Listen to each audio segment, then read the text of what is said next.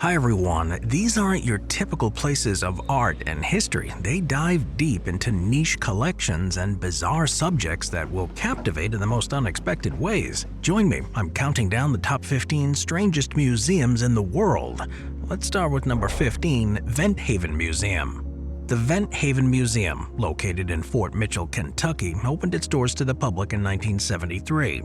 It's a place like no other, dedicated entirely to ventriloquism. Picture this, you walk into a room and find yourself surrounded by hundreds of ventriloquist figures, each sitting in a chair with their distinctive trigger-operated mouths and mesmerizing heavy-lidded eyes. This extraordinary museum is the brainchild of William Shakespeare Berger, a Cincinnati businessman and former president of the International Brotherhood of Ventriloquists. Well, over 6 decades, Berger amassed a collection of ventriloquism memorabilia, now totaling more than 900 items. The museum's mission is twofold: to preserve the history of this unique art form and to ensure its continuation.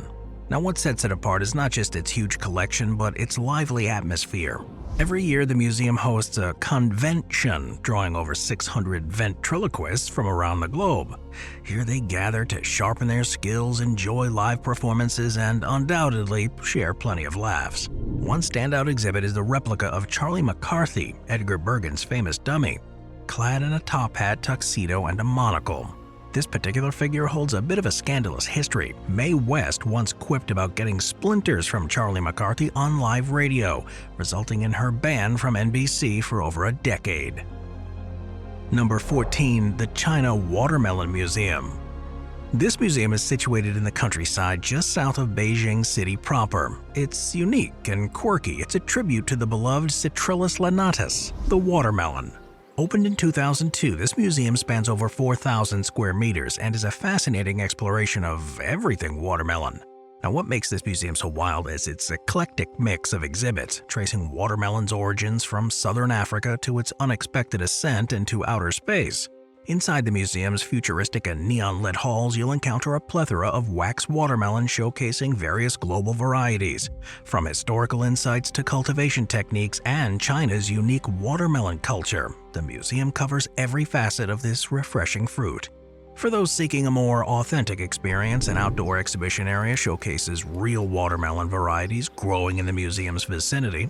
While the China Watermelon Museum's exhibits may lack subtitles, visitors are easily captivated by the wax melons, vibrant neon lights, and a soundtrack that amusingly loops the instrumental theme from Titanic. It is a sensory overload that ensures you're fully immersed in the world of watermelons. Oh yeah, fun fact, the choice of location for this museum was strategic, as the surrounding region is among the world's top watermelon-producing areas. So if you're near Beijing and in the mood for a fruity adventure, embrace the whimsy of the China Watermelon Museum. It's an experience that's refreshing as a cool slice of watermelon on a hot summer day. Number 13, the Museum of Broken Relationships. Founded by Croatian artists Olinka Vistica and Drazen Grubisic after their own breakup, this is a poignant ode to lost love. Rather than discarding sentimental remnants, they envisioned a space where these objects could find solace together. What began as a touring exhibition quickly evolved into a permanent museum in Croatia, attracting contributions from around the world. Falling in love is always celebrated, but falling out of it is also a seemingly universal experience, so how lovely to talk about the notion so openly. The museum's collection goes beyond the typical tokens of affection like teddy bears and love letters, and visitors encounter a spectrum of emotions through unexpected items: a tiny bottle filled with tears, an axe symbolizing a relationship's abrupt end, a taser gun hinting at conflicts, and notably a prosthetic leg that represents the profound impact of loss. Despite its melancholic theme, the museum has garnered widespread fascination. Perhaps it's the voyeuristic allure, the cathartic release of witnessing shared heartache, or simply the acknowledgement of love's universal complexities. Over 1,000 people per week seek solace or connection within the walls. Well, such was the success of the original museum in Croatia that a second museum of broken relationships opened in Los Angeles in 2016. This expansion highlighted the global resonance of the museum's concept, illustrating that heartbreak transcends borders and cultures. Number 11, Museum of Jurassic Technology. The Museum of Jurassic Technology in Los Angeles, California was established by David Hildebrand Wilson and Diana Drake Wilson in 1988. This peculiar institution bills itself as an educational institution dedicated to the advancement of knowledge and the public appreciation of the Lower Jurassic, although the precise connection to the Lower Jurassic remains a mystery. Upon entering these halls, visitors are transported into a realm reminiscent of an 18th century cabinet full of curiosities. The exhibits are fascinating. They're a blend of fact and fiction, with objects uncertain of authenticity and challenge conventional notions of museum displays. The New York Times critic Edward Rothstein aptly described it as a quote-unquote museum about museums, leaving visitors pondering the very nature of the place they're exploring. Among the museum's more than 30 permanent exhibits are The Lives of Perfect Creatures, the Dogs of the Soviet Space Program, featuring oil portraits of heroic cosmonaut canines, and The World is Bound with Secret Knots, the life and works of Ananathius Kircher, a tribute to the 17th century polymath. Lawrence Welcher's book, Mr. Wilson's Cabinet of Wonder, delves into the mystery surrounding this museum. Through conversations with founder David Wilson and meticulous research, Welcher unravels stories behind the museum's exhibitions. Some of them, it turns out, are figments of his imagination, while others blur the line between reality and illusion, challenging visitors to question their own perceptions. And speaking of visitors, this little funhouse sees about 25,000 visitors annually. Number 10. The Museum of Bread Culture. Bread culture, that's an interesting one. Well, this was established by Willy Iselin and his son Hermann Iselin in 1955 in Germany. It's a unique institution dedicated to the history and cultural significance of bread. What sets this museum apart is its approach to showcasing bread-related artifacts without displaying actual bread. According to the museum's philosophy, bread is a living food and not suitable for preservation in a museum. This belief underscores the museum's main focus on artifacts, books, and artworks that illuminate the rich history and cultural importance of bread. Now, the museum was initially founded as an association and later established as an exhibit in 1960. It remained a private institution until 1991, when it was taken over by a charitable foundation. Housed in a historic 16th century building known as the Salt Barn, the museum has an impressive collection of over 16,000 artifacts related to bread culture. However, visitors won't find any actual bread within its walls, a deliberate choice by the founders to emphasize the living nature of this food. Among the collection, though, the Museum of Bread Culture showcases over 6,000 books that provide a comprehensive exploration of bread in its myriad forms, reflecting its significance in global culinary traditions. Beyond its role as a cultural institution, the museum has some serious messaging about food security and nutrition. In response to global food shortages and nutritional deficits, the foundation that manages the museum supports research initiatives aimed at addressing famine. Well, despite its unconventional approach, this Museum of Bread Culture has attracted over 1 million visitors, drawn by its fascinating exhibits and unique perspective on the role of bread in human civilization. Number 9. The Canadian Potato Museum. The Canadian Potato Museum. It might not initially sound like the most thrilling of destinations, but it's actually quite spudtacular. Well, this museum has the largest collection of potato artifacts in the world, making it a tuber enthusiast's dream come true. Inside, you'll embark on a journey through potato history at the Amazing Potato Exhibit and the Potato Interpretive Center. Learn how this humble spud went from a wild food source in South America to becoming the 4th largest commercial crop globally. It's a real mashup of fascinating potato facts. The museum isn't just about potatoes and puns, though. It features a community museum showcasing household artifacts, tools, and industrial objects from the late 1960s on Prince Edward Island. For farm equipment enthusiasts, the Antique Farming Equipment Room is a must-see. It includes the first thresher ever made by Thomas Hall. Canadian potato aficionados will appreciate the historical significance of those relics.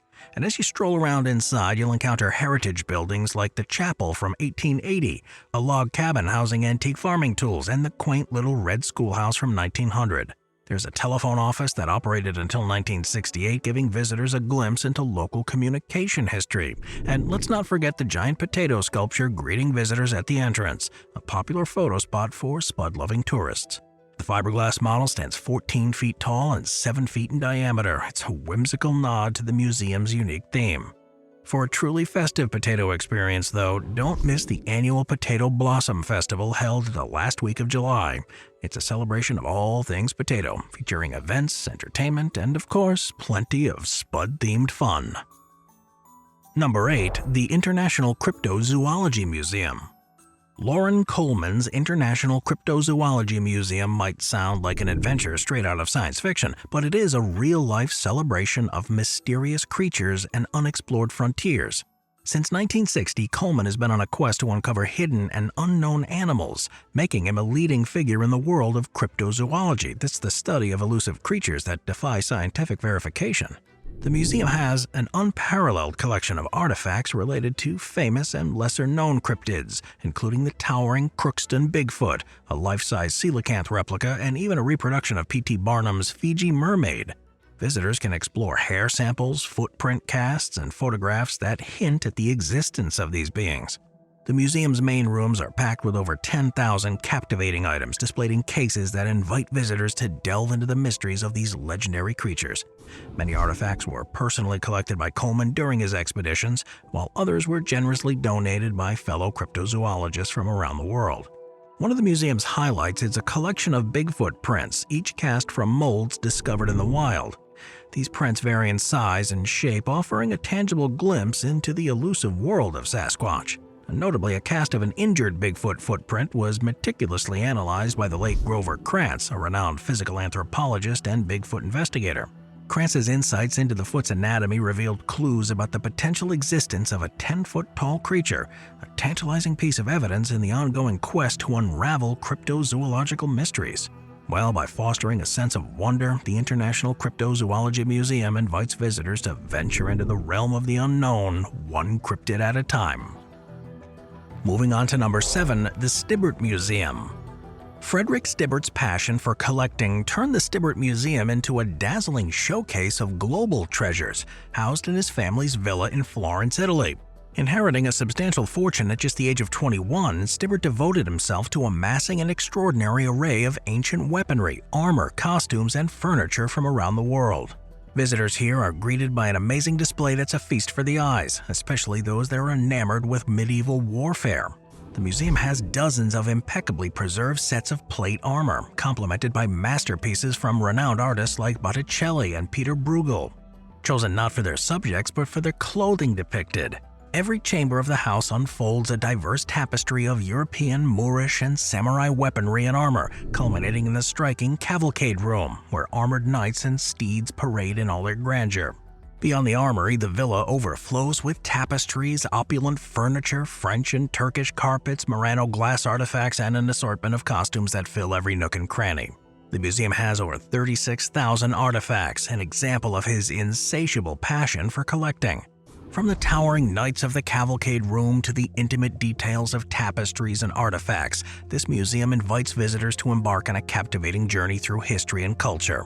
Whether you're drawn to the intricate craftsmanship of samurai armor or the opulence of European tapestries, each corner of the museum reveals a new facet of Stibbert's remarkable vision. With a cafe and a bookstore, this museum offers a full immersion into the world of eclectic and captivating collections, a treasure trove that continues to enchant and inspire visitors from around the world. Number 6. Ettore Guatelli Museum. This museum, established by an elementary school teacher, Ettore Guatelli, has a profound appreciation for even the simplest tools and most ordinary artifacts from everyday Italian life. As Italy embraced automation in the 20th century, Guatelli noticed relics of his culture slipping away and ending up in junk stores. Determined to preserve these remnants, he began collecting everything from scissors and cobbler's hammers to coffee cans and old suitcases, aiming to create a material chronicle of Italian life for future generations. Rusted and in need of a little TLC, these seemingly mundane artifacts are displayed throughout the museum for maximal impact. Walls and ceilings are adorned with fans, geometric arrangements of knives, shoe forms, and spades. One room is entirely covered in colorful tins, while another features a perfectly arranged wall of suitcases. Every inch of this museum holds a new and simple wonder. The museum is located in Guatelli's former home and surrounding farm complex, and visitors can explore the extensive collections housed in various rooms that reflect different aspects of Italian life. Each artifact here tells a story, offering a glimpse into a bygone era of Italian life before the age of automation and mass production. This museum is not just a repository of objects, but it's a living example of the ingenuity and craftsmanship of everyday people. It captures the essence of a time when simplicity and utility were prized, preserving a legacy that resonates with visitors of all ages. Number 5. The Parasitological Museum. Japan is one of the most beautiful countries in the world. Old meets new as salarymen and office ladies sit shoulder to shoulder in the small food stalls of the city, while farmers live the slow and quiet life out in the countryside. But there's also a niche just for about everyone and everything. Dig deeper than the cat cafes and you'll find things like themed bars and restaurants, hotel rooms that make you feel like you're sleeping in outer space, and then there's the Meguro Parasitological Museum. Parasites are fascinating, if not nasty, little creatures that come in a wide range of sizes and shapes. They've got unique ways of surviving and interacting with their hosts. From tiny fleas and lice to large roundworms and tapeworms that can grow up to incredible lengths, parasites have evolved diverse strategies to thrive. Some parasites are harmless and even beneficial to their hosts, while others can cause serious diseases and health issues. In Tokyo's Meguro neighborhood, you'll find the Parasitological Museum, a place that celebrates the often overlooked world of parasites. This museum was opened in 1953 by Satoru Kamigai, a doctor who was inspired to create the museum after witnessing the prevalence of parasite-related illness. His collection, which now includes over 60,000 parasite specimens, aims to educate visitors about the role of parasites and their impact on human health. On the first floor, visitors are introduced to various parasites through glass cases that display a wide array of specimens, each accompanied by informative descriptions. You'll encounter everything from common parasites like fleas and lice to more intimidating creatures like large roundworms. The highlight of the museum is undoubtedly the second floor, where the star attraction is an impressive 8.8-meter-long tapeworm, displayed alongside a rope of the same length, allowing visitors to grasp the sheer magnitude of this parasite. This floor also features interactive exhibits that delve into the complex life cycles and survival strategies of parasites, offering a captivating glimpse into their world. Throughout the museum, detailed diagrams and real-life examples illustrate how parasites interact with their hosts, making the experience both educational and a bit thought-provoking. There's even a section dedicated to the impact of parasites on human health, serving as a reminder of the importance of hygiene and sanitation practices. Number 4. Avanos Hair Museum. Well, I guess now it's time for things to get a little hairy. Welcome to the Avanos Hair Museum, a truly unique and quirky attraction nestled in the heart of Cappadocia in Turkey. This unusual museum, located in the small town known for its pottery traditions, is housed in the basements of Gelli, a renowned ceramic shop. The museum opened its doors in 1979 and has since become a one-of-a-kind destination, showcasing an extensive collection of hair locks from over 10,000 women worldwide. The story behind this museum is as fascinating as the exhibit itself. It all began when Gelli bid farewell to a dear friend who was leaving Avanos. To remember her by, she left him a lock of her hair. Touched by this gesture, Gelli shared the story with others, and soon women from all walks of life began visiting his shop to contribute their own locks of hair. As you step into the museum, you'll be greeted by a mesmerizing sight: walls and ceilings adorned with locks of hair, each with a personal message or story attached. Some visitors even leave behind photographs, further immortalizing themselves in this unconventional exhibit. This museum's huge collection has earned it a place in the Guinness World Record, highlighting its status as a truly extraordinary destination. But what sets it apart is not just the peculiar subject matter, but also its interactive elements.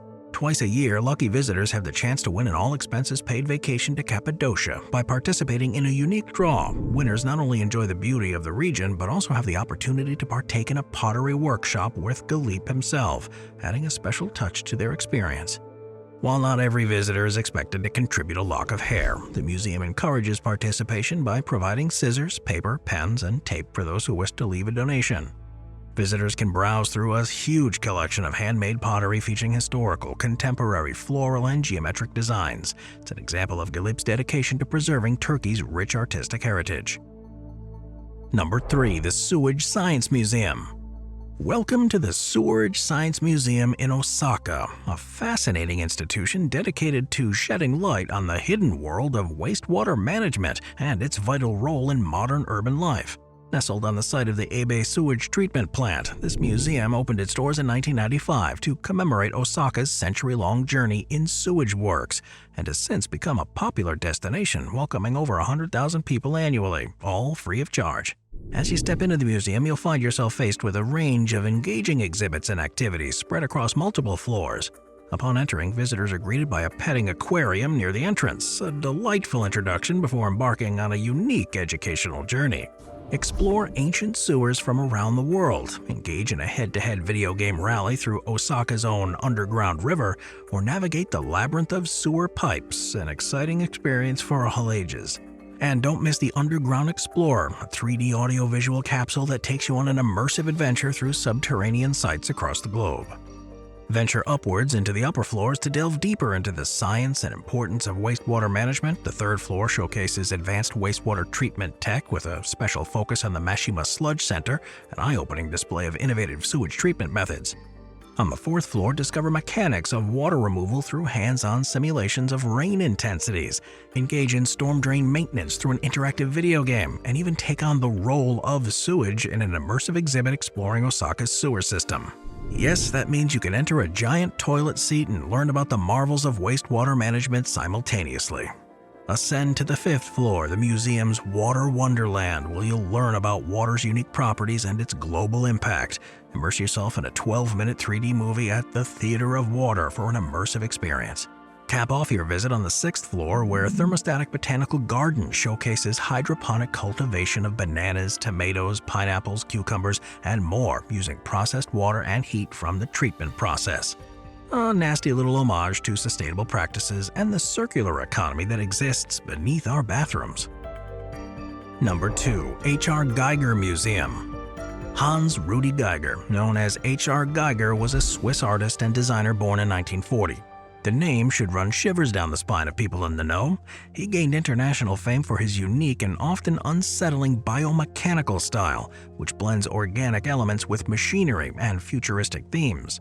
Geiger's work was heavily influenced by surrealism and his fascination with the human body, often exploring themes of birth, death, and the interplay between a man and machine. Geiger's breakthrough came with his involvement in the film industry, particularly his iconic designs for the 1979 sci-fi horror film Alien. His creation of the xenomorph with its biomechanical yet wet, drippy aesthetic and nightmarish appearance earned him an Academy Award for Best Achievement in Visual Effects. Beyond Alien, Geiger's portfolio includes a huge array of paintings, drawings, sculptures, and furniture that explore the themes of the grotesque, eroticism, and the unknown.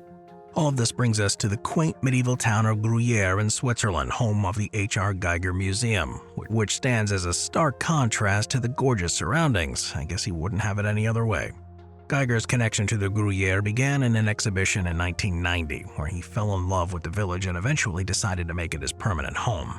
The Geiger Museum opened its doors in the medieval walls of Gruyere, showcasing the largest collection of his works in the world. Designed entirely by Geiger himself, the museum's interior is intentionally dark, grim, and slightly disturbing, resembling the lair of an alien being. Now, what sets this museum apart is its complete integration of Geiger's aesthetic into every aspect of its design, from the architecture to the exhibits. The entire space embodies Geiger's dark imagination. In addition to the museum, visitors can enjoy the H.R. Geiger Bar, located opposite the museum. This bar, designed by Geiger, is a marvel of biomechanical design, featuring a ceiling that resembles the inside of a rib cage with the vertebrae twisting along the vaulted expanse. The H.R. Geiger Museum and Bar in Gruyere encapsulate the essence of Geiger's artistic legacy, a journey into the surreal and uncanny. Now, whether you're a fan of Geiger's work or simply curious about the intersection of art and the bizarre, this museum promises an unforgettable encounter. Number 1. Le Musée des Vampires. Jacques Serge, a seasoned expert in folklore and mythology, has shared his insights at universities worldwide, but his passion extends beyond academia. He embarked on a mission to give vampires a much-needed PR makeover. In interviews, he said that when we think of vampires, the first image that comes to mind is Dracula. And he's not wrong, but Dracula, as portrayed in Bram Stoker's 1897 novel, is just one facet of a much deeper ancient mythology. The allure of vampires with their undead existence and bloodthirsty nature has both fascinated and terrified societies throughout history. Gyer, however, seeks to challenge this traditional view. Rather than seeing vampires as mere villains, he views them through a lens of cultural significance and intrigue. One of the most fascinating periods in vampire lore happened during the early 18th century in Eastern Europe, where tales of vampirism sparked mass hysteria. The exact cause of this surge does remain a mystery. Nevertheless, the widespread fear and fascination with vampires during this era left an indelible mark on European psyches. The museum's exhibits delve into ancient legends and modern interpretations, showcasing artifacts, manuscripts, and artistic representations spanning centuries. Visitors encounter relics from cultures worldwide, highlighting diverse manifestations of vampiric lore. Now, what sets it apart is its approach to storytelling. Rather than sensationalizing vampires as monsters, the museum strives to contextualize their significance within cultural narratives. Jacques believed that the understanding of the evolution of vampire mythology can illuminate broader themes of human psychology and societal fears. A highlight of the museum is its collection of rare texts and artifacts, including manuscripts detailing vampire rituals and eyewitness accounts of alleged encounters. Thanks for watching, everyone. I'll see you next time. Thank you to our channel members.